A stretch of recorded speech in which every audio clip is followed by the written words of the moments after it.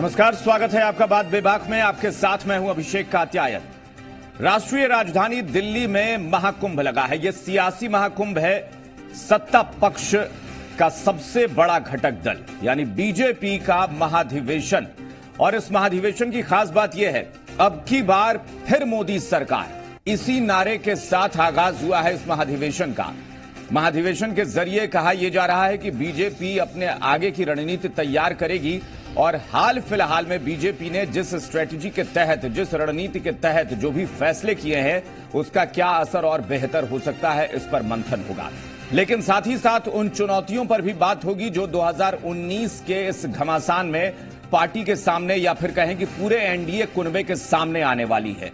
और जाहिर तौर पर चुनौतियां 2014 की तुलना में अब बढ़ी हैं, क्योंकि एनडीए के कुनबे से कई घटक दलों ने नाता तोड़ लिया है।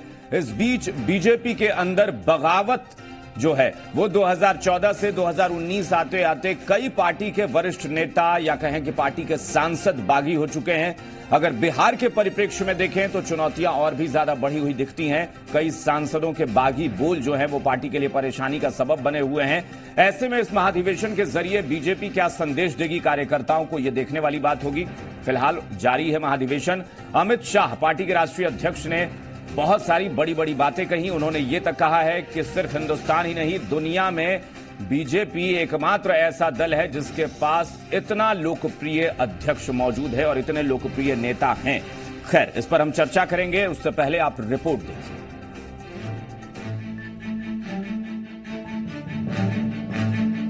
जो भारत की कल्पना स्वामी विवेकानंद ने करी थी, वो भारत को हम मोदी जी के नेतृत्व में बनाने के लिए भरसक प्रयास।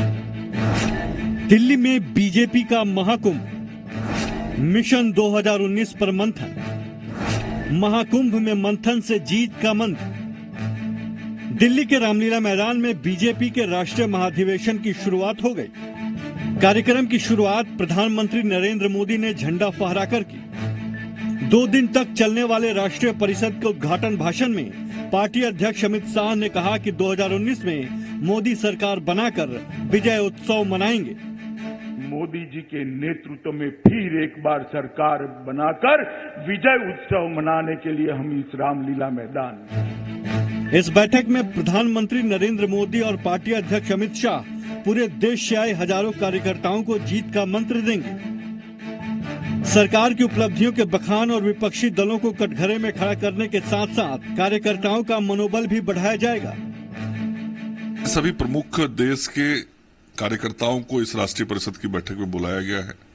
हमारे जो राष्ट्रीय नेतृत्वकर्ता हैं, हमारे राष्ट्रीय अध्यक्ष जी, हमारे प्रधानमंत्री जी, इन सब लोगों का मार्गदर्शन मिलेगा भारतीय जनता पार्टी के वरिष्ठ नेताओं को, कार्यकर्ताओं को। ये राष्ट्रीय अधिवेशन है और हमारे जो भी प्रमुख कार्य करने वाले लोग हैं देश भर में, जिला स्तर पर या जिला प्रभारी या लोकसभा प्रभारी, सारे लोगों की उपस्थिति होगी। और मुख्य रूप से अगला चुनाव हम मजबूती से जीतेंगे।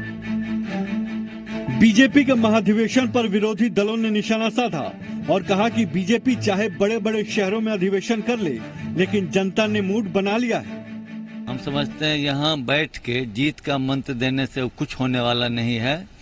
जीत का जो असली कुंजी है वो देहात में है। वो लोग तय कर चुका है कि इनको इस बार जीत दूर दूर तक भी इनकी संभव नहीं है। सवर्णों को आर्थिक आधार पर 10% आरक्षण देकर बीजेपी अब दिल्ली की गद्दी को साधने के लिए नए तरीके से सियासी रणनीति बनाने में जुट गई है। दिल्ली से स्वप्निल सोनल के साथ ब्यूरो रिपोर्ट, जी मीडिया। तो सवाल यही है कि कैसे होगा बेड़ा पार। और चर्चा के लिए जो मेहमान हमारे साथ जुड़े हैं उनसे आपका परिचय कराते हैं। हमारे साथ मुख्य विपक्षी दल बिहार में आरजेडी के विधायक रामानुज प्रसाद जी जुड़े हुए हैं। इसके अलावा कांग्रेस की तरफ से पक्ष रखेंगे कांग्रेस के नेता चंद्र प्रकाश जी। सुहेली मेहता जी हैं, जेडीयू की तरफ से पक्ष रखेंगी, प्रवक्ता हैं पार्टी की। और बीजेपी की तरफ से पार्टी के विधायक अनिल सिंह जी हमारे साथ जुड़े हैं, जो कि बिहार विधानसभा में पार्टी के सचेतक भी हैं। आप सभी मेहमानों का स्वागत है। शुरुआत अनिल सिंह जी आपसे ही करेंगे। आपकी पार्टी का चूंकि राष्ट्रीय अधिवेशन है, देखिए 2014 से जब हम 2019 की तुलना करते हैं, आने वाले जो घमासान की तुलना करते हैं, तो ये देखते हैं कि जो एनडीए का कुनबा है वो पहले से घटा है। एनडीए के कई घटक दल जो है वो साथ छोड़कर गए हैं। इसके अलावा बीजेपी 2014 से अब तक लगातार एक पार्टी के अंदर बगावत से जूझ रही है। बड़े नेता भी बयान दे देकर कई बार पार्टी को मुश्किलों में डालते हैं। तीसरी बात, हाल फिलहाल में जो चुनाव में शिकस्त मिली है, जो जीत का आपका लगातार एक पूरा रथ चल रहा था, वो अब रुक गया है, खासतौर पर हिंदी बेल्ट में आकर रुका है। तो ऐसे में हम ये पूछें कि इस महाधिवेशन में क्या खास होने जा रहा है 2019 को लेकर? क्या कुछ खास सूत्र होंगे जीत के? देखिए, मेरे पास नेता है, नीति है और नियति स्पष्ट है। मैं इस मूल मंत्र के माध्यम से और जो हम लोगों ने 4.5 वर्षों की जनता को और गांव के गरीबों, नौजवान, किसानों और मजदूरों के लिए जो काम किया है, महिलाओं के लिए काम किया है, मैं उस विकास के रास्ते में गांव के गलियों तक जाऊं। और निश्चित रूप से मेरा मानना है कि 2019 का मार्ग मुझे मेरा विकास और जो सबका साथ सबका विकास के रास्ते हम लोग चले हैं, जो हम लोगों ने देश की जनता इस रास्ते फिर से 19 में परचम लहराएंगे। और देश महाधिवेशन में मैं अमित शाह का अध्यक्षीय भाषण उनका सुन रहा था, अमित शाह का भाषण सुन रहा था। उसमें बहुत सारी बातें कही हैं, कई सारे नारे भी उसमें दिए गए हैं कि मोदी सरकार ने जो सिक्सर मारे हैं, ऐसे बहुत सारे सिक्सर जो सदन में रविशंकर प्रसाद ने भी कहा था। मैं सिर्फ ये आपसे पूछ रहा हूं कि पार्टी में अंतर विरोध या बगावत से उलट जाकर क्या सिर्फ इन 2-4 फैसलों से आपको लगता है कि आप पूरे देश में एक बार फिर से बहुमत के साथ सरकार बनाने में कामयाब हो पाएंगे? ऐसे में जब एंटी इनकम्बेंसी तो एक प्रदेश में होती है, यहां तो पूरे देश में आप चुनाव जीतने की बात कर रहे हैं। पार्टी के अंदर कोई बगावत नहीं है। कुछ कार्यकर्ता है जिनकी अपनी भावना कोई अगर रखते हैं तो हमारी पार्टी में इन बातों को बुरी तरह से नहीं देखी जाती। उनका ये आंतरिक लोकतंत्र है और अपने प्लेटफॉर्म पे पार्टी के अंदर कोई अपनी बातों को रखते हैं तो सहर्ष स्वीकार करते हुए हम लोग उस पर विचार करते हैं और हम लोग चिंतन करते हैं, चिंता नहीं करते। और चिंतन के माध्यम से हम लोग सही रास्तों को तय करते हैं और हम लोग निश्चित रूप से मेरा विश्वास है कि हम लोग 19 में फिर एक बार मोदी सरकार हम लोग इसका विजय पर्व मनाएंगे। चलिए ठीक है, रामानुज जी के पास चलते हैं। बिहार में मुख्य विपक्षी दल आरजेडी के नेता हैं रामानुज जी। 2014 में अब की बार मोदी सरकार और 2019 में अब की बार फिर मोदी सरकार, इन दो नारों के बीच आप कितना अंतर देख पा रहे हैं? क्या लगता है कि इन दो नारों में कितना गैप है और क्या उस गैप को बीजेपी भर पाएगी? देखिए कतैन जी, बहुत बड़ा गैप है। 14 का घर घर मोदी, हर हर मोदी, घर घर मोदी, मोदी सरकार, तो वो जो 14 का जो फिजा था वो फिजा आज नहीं है। और नहीं है इसलिए नहीं है, मैं कहता कि ये है कि लोगों के विश्वास ही नहीं टूटे। लोग छला हुआ, ठगा हुआ, धोखाबाजी किया हुआ परिस्थिति मान रहे हैं। सारे लोग जानते हैं, आपकी जानकारी में कितनी है नहीं तो कोई जानकारी करिए कि जितने प्रकरण हुए थे, अन्ना का भले केजरीवाल दिल्ली में लेकर बैठ गए, उसमें से फूट गए, और तो एक निर्भया जिसी मैंने घटना पर, निर्भया कांड पर मोदी जी वहां से मनी पंप करते थे। राजनाथ सिंह जी भी उसका भुगत रहे हैं आज। और वो अमित शाह, नरेंद्र मोदी जी 9 से ही आडवाणी जी नहीं बने, इसके लिए लगे थे। और सारी घटनाओं को वो मनमोहन सिंह की सरकार को क्या क्या कहवाते थे, प्रचार करवाते थे, कभी वो रामदेव को लेकर के, कभी कुछ को लेकर के। तो उस समय एक माहौल जो क्रिएट हुआ था यूपीए गवर्नमेंट मनमोहन सिंह के खिलाफ, या इंदिरा परिवार या नेहरू परिवार या सोनिया परिवार जो कह ली उसको गाली बक के जो इन लोगों ने माहौल तैयार किया था, वो माहौल सब ये हुआ। लोगों को जो भरोसा दिलवाया था कि हम काला धन लाएंगे, 15-15 लाख पहुंचाएंगे, ये भरोसा ही नहीं था, मैंने ये टूटा।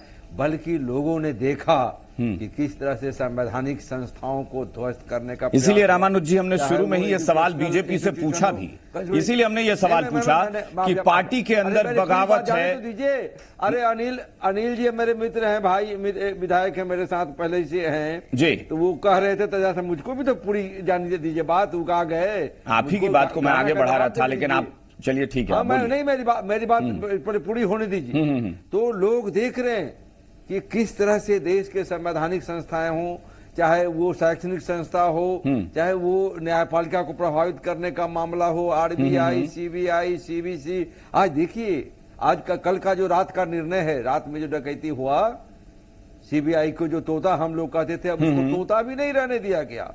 इसके पूरे ध्वस्त हो गए कि कोर्ट के निर्णय के बाद, और उसको बहाली 20 दिन भी नहीं बर्दाश्त कर सके नरेंद्र मोदी जी। क्यों? उनको भय है कि वर्मा हमको राफेल में एफआईआर लॉन्च करके चला जाएगा। तो ये राफेल को ये करना चाहते हैं, और राफेल के घबराहट में ही जो आप कह रहे हैं कि सिक्सर मारे, वो सिक्सर नहीं है, बैक फायर करने वाला है। बैक फायर करेगा, मुंह हाथ सब इन लोगों का साफ करेगा। अब की बारी फिर मोदी सरकार जनता के चित्त से उतर गए हैं।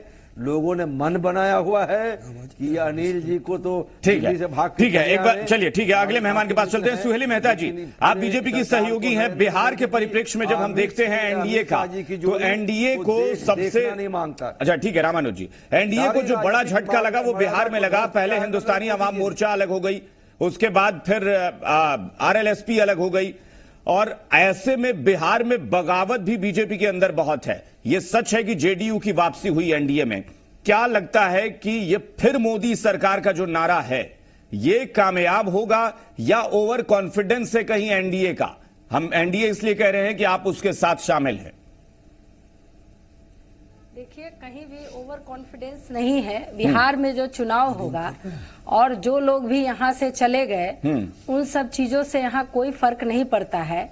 यहाँ एनडीए में आदरणीय नीतीश कुमार जी के नेतृत्व में उनकी सही नीति से, सही नियत से, सही नीति के आधार पर जो जमीन पर काम हो रहे हैं, जो नीतियों का क्रियान्वयन हो रहा है, जो समाज के हर वर्ग के लोगों को हर तरह की सुविधा विभिन्न योजनाओं के द्वारा मुहैया कराई जा रही है, हम उसके बल पर चुनाव लड़ेंगे। अभिषेक जी, हमारे यहाँ ये प्रॉब्लम नहीं है कि कौन चले गए और कौन आ गए। जनता किसी के आने जाने से नहीं, जनता को काम चाहिए, वो हमारी बिहार सरकार कर रही है। एनडीए की सरकार, देखिए बिहार सरकार कर रही है, नीतीश कुमार बिहार में एनडीए का चेहरा है, लेकिन नीतीश कुमार ने भी अभी कुछ दिन पहले भी उस बयान को रिपीट किया और कहा कि 2019 में देश में मोदी के चेहरे के आगे दूसरा कोई नहीं है और जीत से कोई रोकेगा नहीं, मैं दावे से कह सकता हूं।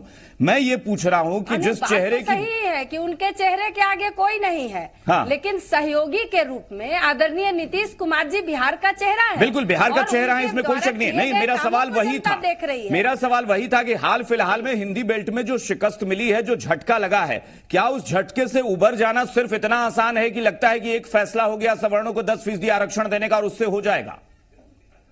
देखिए, लोकतंत्र में चुनाव इसलिए होते हैं कि लोग हारे और जीते। हो सकता है कोई भूल चूक हो गई होगी, समय से अगर इस चुनौती को स्वीकार किया जाए, स्वाभाविक है, जीवन है तो चुनौती है, और चुनौती है तो उसको स्वीकार करेंगे लोग, जो कमियां हैं उसको पूरा करेंगे। हाँ। और इसलिए हम विश्वास के साथ कह रहे हैं कि जो कहीं कमी है, काम करने की जिसमें क्षमता है, वो कमी को, कहीं भी अगर कमी है, स्वीकार कर ले और उसके अनुसार जनता को वो सुविधा मुहैया कराए जो जनता को चाहिए। तो आदमी चुनाव नहीं जीत सकता। चंद्रप्रकाश जी, आपकी टिप्पणी, क्योंकि उसके बाद हम जाएंगे जरा। अनिल सिंह जी काफी देर से कुछ शायद जवाब देना चाह रहे थे रामानुज जी की बात का, लेकिन उससे पहले चंद्रप्रकाश जी आपकी प्रतिक्रिया। देश में राष्ट्रीय स्तर पर कांग्रेस है, जो बीजेपी के अपोज करने वालों में जो बड़ा धड़ा है, जो बड़ी पार्टी है, वो कांग्रेस है। आपको लगता है कि अब की बार फिर मोदी सरकार ये नारा दे देने से 2014 वाला जो इतिहास है वो जनता दोहरा देगी इस बार? देखिए, ये नारा से तो कुछ होने वाला नहीं है। इनको ये विचार करना चाहिए कि 5 वर्ष अब पूरा होने वाला है। 5 वर्ष में इन्होंने जनता को दिया क्या? वोट देने के लिए कोई तो आधार होना चाहिए ना लोगों के पास कि इन्होंने क्या काम किया। जितने वादे किए, या तो उन्होंने अच्छा चंद्रप्रकाश जी, उसमें मैं एक चीज जोड़ दूं, एक चीज जोड़ दूं केवल, कि उस वक्त जब कहा गया कि अब की बार बीजेपी सरकार, लेकिन वहां कहा गया कि अब की बार मोदी सरकार, यानी ऐसा साबित किया गया कि पार्टी के ऊपर मोदी का नाम देश में चुनाव जिताने के लिए काफी है। इस बार भी कहा जा रहा है कि फिर मोदी सरकार। क्या यह संभव है कि मोदी वही नाम अभी भी उतना ही फेमस है? अभी नहीं, अभी इनके नेता कह रहे थे कि हमारे यहाँ बहुत आंतरिक लोकतंत्र है। बीजेपी में आज के दिन में अगर बात करें तो देश में जितने राजनीतिक दल हैं उसमें बीजेपी में आंतरिक लोकतंत्र का बात करना अब उचित नहीं है। अब तो बीजेपी पर मोदी और शाह का एकाधिकार है। जो ये चाहते हैं वही होता है। रह गई बात कि पार्लियामेंट चुनाव में 2019 की जो बात कर रहे हैं, 2013 में जहां से इन्होंने जीत का जश्न शुरू किया था, वहीं पर 2018 के अंत में इनको पराजय मिली है। और मैं कह सकता हूं कि अब ये जो इनका रथ जीत का चल रहा था, राहुल गांधी ने 3 राज्यों में चुनाव जीत करके इनके रथ को ध्वस्त कर दिया है। और 2019 में किसी भी हालत में, किस हालत में आएंगे, मजदूरों को लूटा,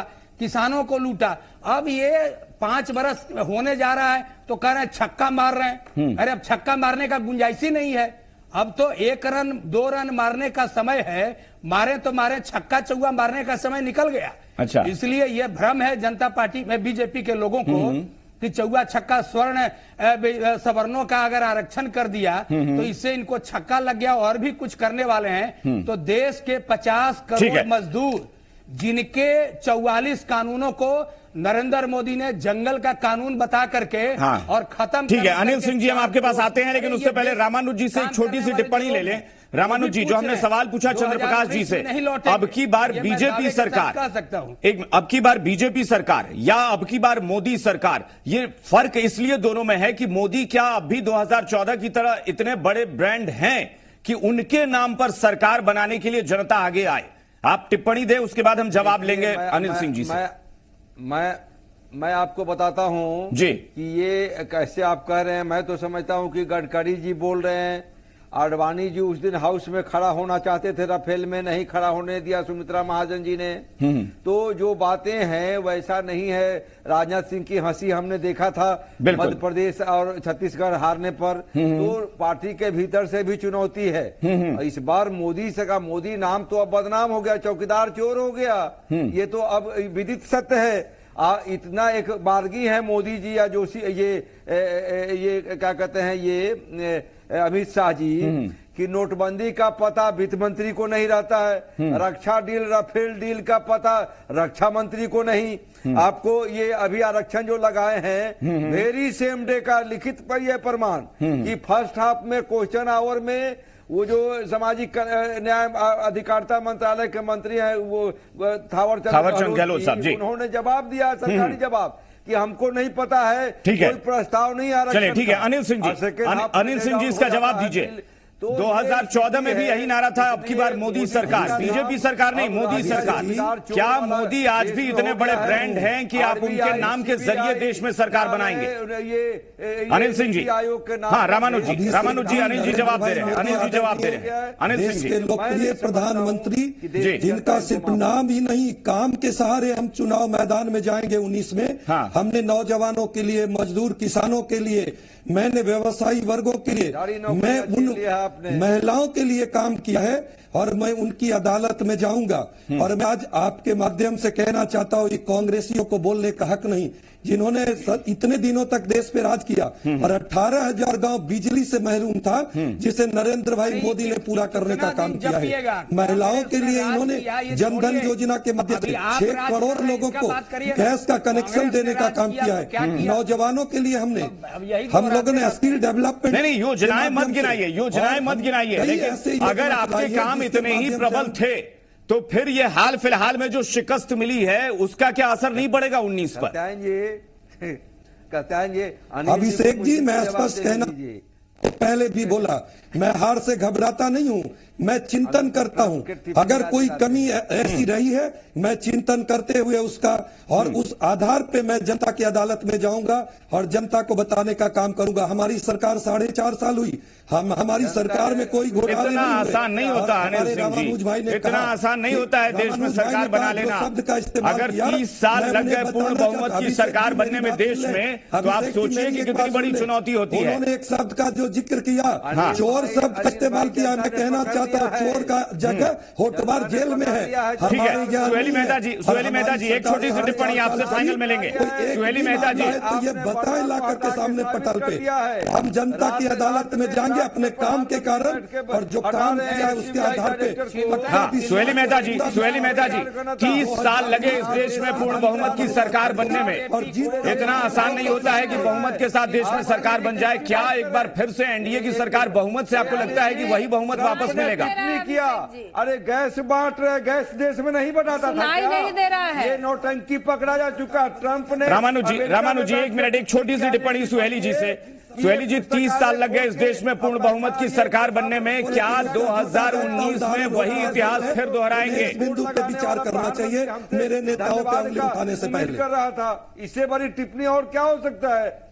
आपके प्रधानमंत्री ने देश, ठीक है रामानुज जी सुनने का धैर्य रखिए और होटवार जेल में जाकर। चलिए रामानुज जी, सुहेली जी आप सुन नहीं पाई, हमारे पास वक्त नहीं है इसलिए माफी चाहेंगे। बहुत बहुत शुक्रिया आप सबका, बहुत बहुत शुक्रिया आप सबका जुड़ने के लिए। तो 2014 का इतिहास दोहराने के दावे बीजेपी कर रही है, लेकिन विपक्ष कह रहा है कि अब संभव नहीं है, क्योंकि मोदी जो नाम है ये अब ब्रांड नहीं रहा है, बल्कि मोदी से अब लोग दूर भागने की कोशिश कर रहे हैं। ये विपक्ष का दावा है, लेकिन बीजेपी का दावा अब भी कि मोदी इतना बड़ा नाम है कि इसके आगे कोई टिकेगा नहीं।